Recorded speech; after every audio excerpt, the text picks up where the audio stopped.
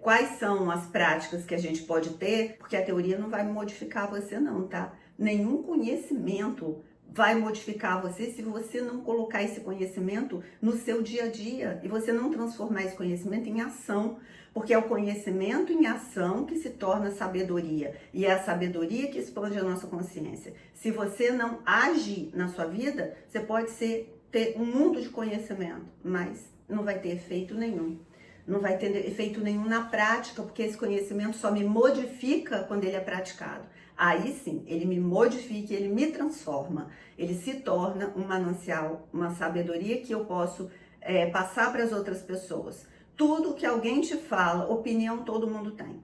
A pessoa pode te dar muita opinião, ela pode ter muito conhecimento, ela leu. Imagina você entra na cozinha, vai fazer uma receita que você leu. Você sabe fazer a receita? Não, você não sabe. Você conhece a receita. Na hora que você vai fazer, a gente dá tudo errado. O coco não rala igual fez lá na receita. Ah, o leite, o tempo não dá. O negócio gruda na frigideira. Por quê? Porque esse conhecimento ainda não entrou em ação. Quando você pega a receita, você faz uma vez, aí você faz 2 vezes, aí quando você faz 10 vezes, aí você começa a aprender. Aí você pode ensinar para alguém. Então, aquilo que você aprendeu na sua vida só vai modificar e transformar você quando você colocar isso para o jogo. Então essas práticas é que vão transformar a maneira como você se relaciona e que você lida com esse não que muitas vezes a gente é inevitável. Quem é que vai falar que nunca tomou um não de um concurso de emprego, de um namorado, de um marido que pediu divórcio, de uma mulher que pediu sei lá o quê, enfim, né? Tudo a gente tem que lidar com não. E essa prática eu separei aqui pelo menos 4 formas da gente praticar, aliás, 3 formas da gente praticar essa maneira de lidar com não. Empatia, você tem que desenvolver empatia. Se você não souber se colocar no lugar do outro, você nunca vai desenvolver isso. Porque para que eu respeite o seu não, tem que me colocar no seu lugar, entender como que eu me sentiria se essa pessoa não quisesse, se eu não quisesse, essa pessoa não me respeitasse. Então, se eu não tiver um mínimo de empatia, se eu só olho para o meu umbigo, eu não vou conseguir praticar esse respeito ao não. Ser empático é uma qualidade que vai te levar para o desenvolvimento dessa virtude que é o respeito ao não. E não precisa a pessoa ter motivo, né? Só a empatia por a pessoa não querer. E a pessoa não querer já é o motivo suficiente. Às vezes até saber respeitar o silêncio da pessoa, a pessoa não quer explicar e ela não tem que explicar. Às vezes o silêncio fala tudo, então seja empático para você praticar esse respeito ao não alheio. A segunda forma de você praticar isso, trazer para sua vida e transformar, é aceitar a rejeição. Vai doer, tá? Vai doer. Aceitar o abandono, a rejeição, aceitar tomar um não. Tomei um não, tá doendo? Tá, é gostoso? Não, é péssimo. Mas por isso eu vou aceitar com graça, não graça morrendo de rir, mas a graça aqui no sentido de ser grato. A pessoa não quer, isso não me define, isso não me torna pior. A pessoa tem os motivos dela. Então, se a gente ficou junto 10 anos e a pessoa não quer mais, ao invés de eu ficar abalada e achando que eu sou menos, eu olho para o que eu tive, para o que eu aproveitei, para o que eu vivi, que foi maravilhoso, incrível. E muitas vezes, gente, a dificuldade da gente não aceitar o não está muito mais relacionada a gente querer ter a última palavra e não aceitar que a outra pessoa decida do que propriamente aquilo que a gente quer. Então isso aí às vezes confunde um pouco também.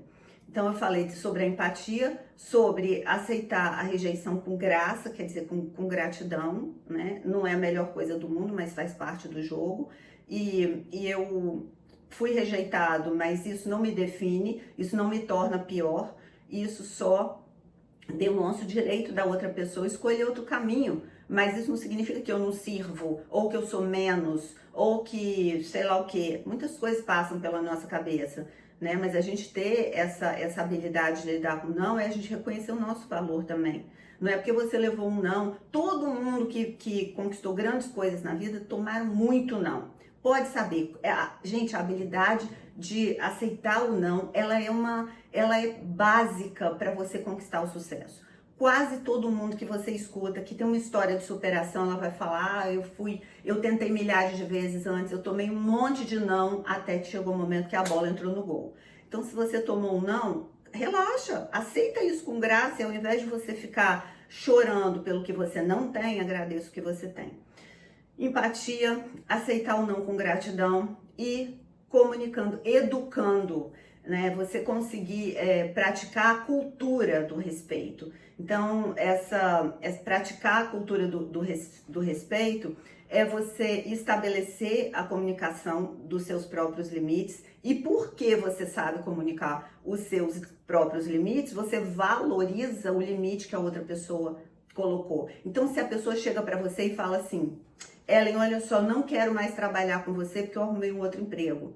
Eu vou valorizar o não daquela pessoa, ainda que para mim seja horrível, porque, nossa, você é um funcionário maravilhoso, mas você não quer mais estar aqui, então que bom que você está exercendo o seu direito, que bom que você está olhando para o futuro, e eu aceito com gratidão que você já me entregou nesse tempo que a gente trabalhou juntos. Gente, isso é uma virtude. Isso é uma virtude poderosa demais. Então, promover essa cultura do respeito. Nós promovemos a cultura do respeito quando a gente pratica isso. Se eu só exijo de você, você tem que aceitar o meu não. Mas quando eu tomo um não, eu não sei lidar. Aí eu me jogo na cama. Claro que às vezes a gente fica de cama mesmo, mas não significa que você vai permanecer lá. Se você tá aí agora passando por uma situação que você tomou um não, então é para você essa palavra. Você vai respirar, levantar, olhar por um outro ângulo, criar essa cultura do respeito, da maturidade, que é conseguir lidar com as coisas como elas são, valorizando os desejos, a autenticidade da outra pessoa, a expressão que a outra pessoa está mostrando para você daquilo que ela é, e respeitando isso. Então, ado, cada um no seu quadrado. Esse que é o ponto. Você fica no seu e a pessoa fica no dela, e a gente se encontra nas relações. Mas não significa que eu tenho domínio sobre o seu espaço. Não, eu não vou te colonizar e nem vou permitir que você invada esse território que sou. Então, a gente lidar com esse não precisa ter motivo, gente, não insista. Isso deteriora as relações, isso mina o respeito, isso devasta o amor, isso acaba com o afeto, porque você se torna refém da pessoa, você passa a ter medo de comunicar os seus desejos, as suas expectativas, porque você tem medo, a pessoa não aceita um não. E aí quando a pessoa não aceita, você começa a criar subterfúgios, isso mina os relacionamentos. Conclusão, não querer já é motivo suficiente, e respeitar o não dos outros e o nosso próprio é fundamental para a gente construir relacionamentos saudáveis, duradouros e respeitosos, né, gente? Para que a gente vai se relacionar se não for nessas bases? Para se maltratar, para brigar, né? Para disputar? Acho que ninguém tem interesse nisso. Então, a base das relações respeitosas, maduras e que promovem a prosperidade é essa aceitação, esse respeito ao não alheio, aos limites alheios. E assim a gente contribui para uma cultura um pouco mais respeitosa em todos os sentidos. Fiquem bem, fiquem em paz.